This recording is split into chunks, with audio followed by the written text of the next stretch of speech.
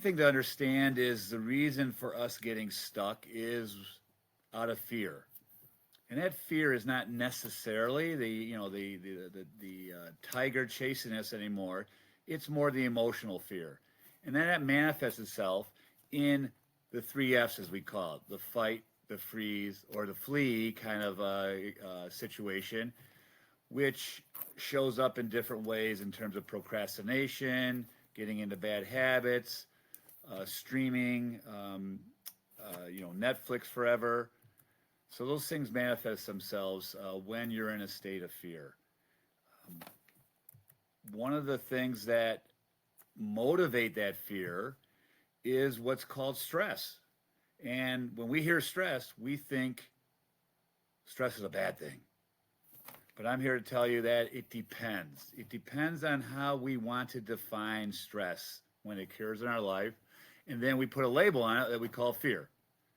So, what is stress? Stress is just a way for something happening within our body that is signaling to our body and brain that says, get ready for something, prepare yourself. May feel uncomfortable, may not like it. But the big benefits of that is it preps you through the release of several neurotransmitters and hormones to get you ready to take on whatever's coming. Could be bad, could be good. Depends on how you define it, and we'll talk about that in a little bit. But the benefits are that adrenaline and dopamine spike in your body.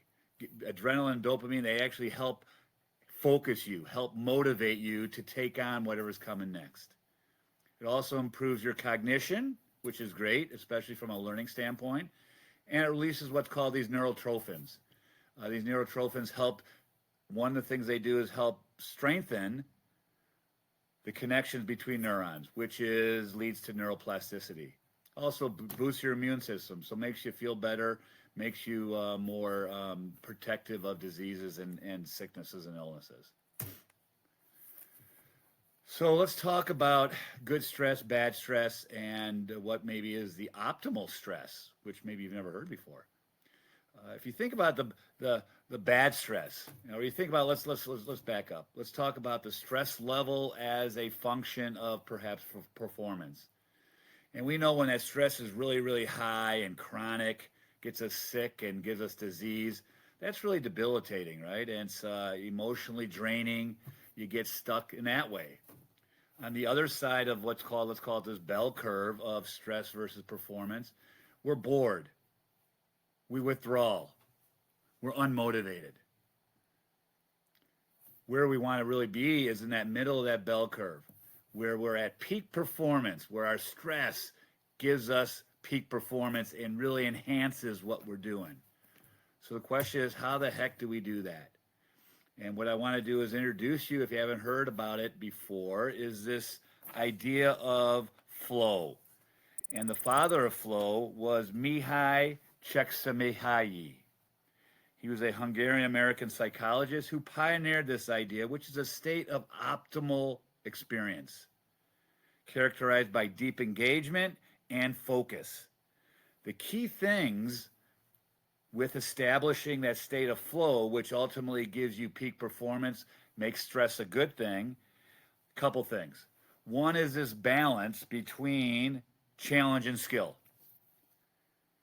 If you have too much challenge for your skill, you get anxious, and that's where the stress becomes bad stress. If on the other side of the table, the challenge does not meet up with your skill, you're bored. What we want to do is get in that lane, that flow channel lane, where there's a balance between skill and challenge.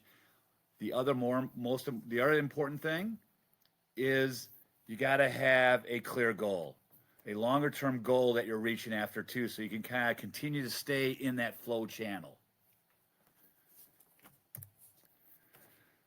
So what does this have to do with getting stuck? Well, this is where we get to what's called the curse of the middle. Now, the curse of the middle is that middle of a project, middle of that experience, middle of that goal, where You're far from the start, and you're not sure about what's coming, where the end is. And think about a U curve, where on the x-axis is time, on the y-axis is motivation. And at the beginning of a project, the beginning of an experience, you're very excited about it. Your motivation is high. It's a new, novel, maybe experience, new challenge. As you move towards the end of the project, you see the light of the end of the tunnel. You're excited about what you've accomplished. Connecting those two dots is a U. And that middle, that valley, is what's called the curse of the middle. That's where you're somewhat unmotivated. You're ready to tap out or check out. You don't want to continue on. So why does it occur? Why does that curse of the middle